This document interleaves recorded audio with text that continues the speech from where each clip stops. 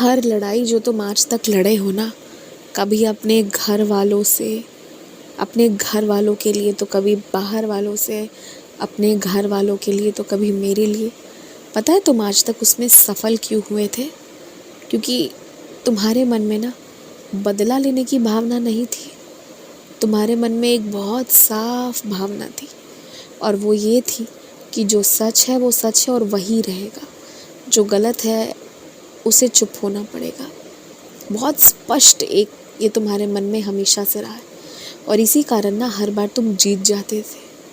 और इस बार जो जीतते जीतते थोड़े से रह गए ना, वो इसलिए क्योंकि तुम्हारी ना बदला लेने की भावना मन में आ गई थी।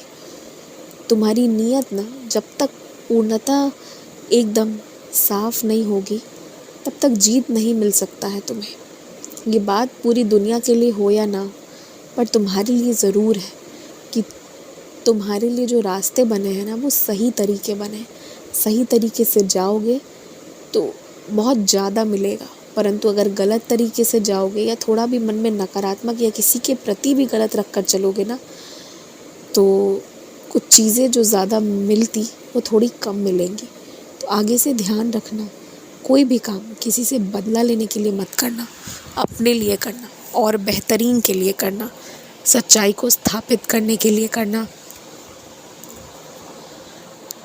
तुम्हारे जान पहचान वाले लोगों से मिलना जुलना तुम्हें पसंद है, वो बात तो ठीक है, परंतु उनके घर से लौटकर आने का रास्ता बेहद सुनसान है, कुछ और कोई नहीं रहता।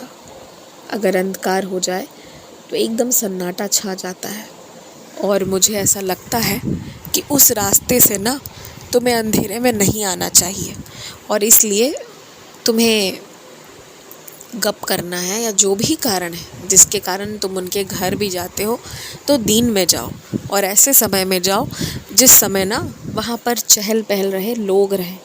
एकदम खाली सुनसान समय पर किसी के ऊपर भरोसा मत करो, किसी के भी ऊपर नहीं, और ऐसा कोई काम मत करो कि जिससे खतरा तुम्हारे ऊपर ज़रा भी हो।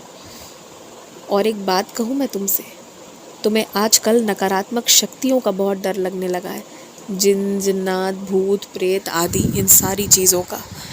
आज मेरी बात सुन लो, इन चीज़ों का नाम भी अब कभी मत लेना, इन चीज़ों के बारे में अब कभी सोचना भी मत।